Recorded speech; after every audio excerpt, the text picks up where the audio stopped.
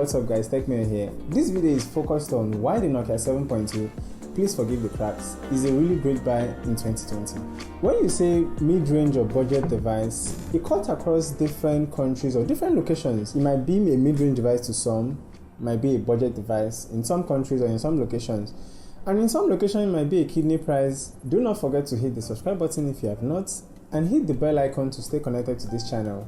This actually fell on a very hard surface. I actually expected it to crack or shatter more than it did.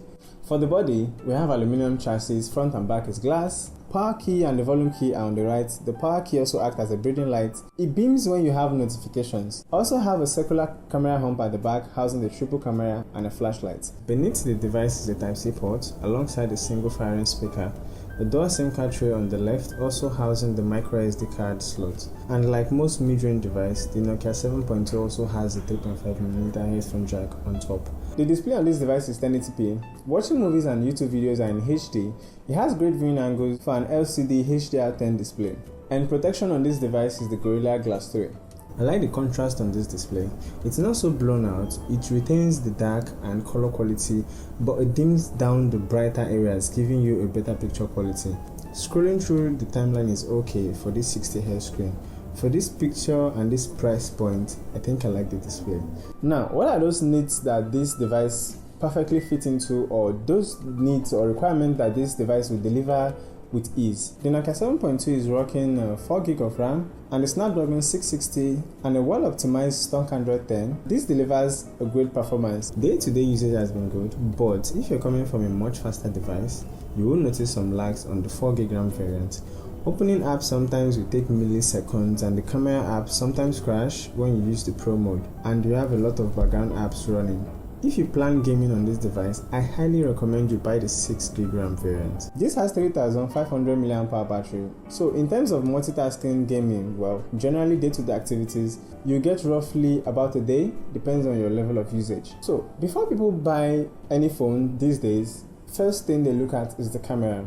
I personally like the picture quality from this device. The Nokia 7.2 is rocking 48MP at the back and 20MP for selfie. The camera here delivers nice pictures with good amount of details. Autofocus is really good. HDR is also okay. The selfie camera lets in too much light sometimes. You will notice a worrisome amount of exposure in daylight, but it depends on how you position your hand while taking the selfie. I really did not notice much distortion around the edges of images when in portrait mode. It has a Pro mode which I really enjoy. This shoots raw pictures and you can adjust the focus for a perfect shot. The Nokia 7.2 delivers a really good video quality. It can go from 1080p to 4K at 30 frames per second. Videos and shorts. Not really all that focus. Yeah.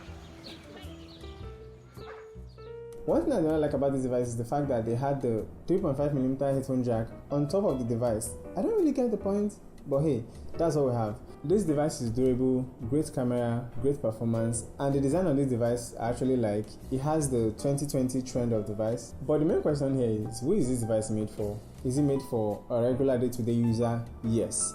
Made for a YouTuber? Yes. Gamer? Yes. But depends on your level of gaming anyways. So if you need to buy this device, I'll leave a link to buy this in the description box below. Okay guys, so what do you think about the Nokia 7.2? Share your thoughts in the comment section below. I would personally recommend this device for anybody who is willing to spend below $300 on a smartphone. If you have this device, share your experience so far with this device with power, camera and every other thing. Share it in the comments below. So guys, that wraps it for why I think you should buy the Nokia 7.2 in 2020. I hope you liked this video, or I hope you enjoyed it. If you did, smash that like button and don't forget to subscribe because it goes a long way to help the channel grow. And as always, I will see you in the next one. Peace.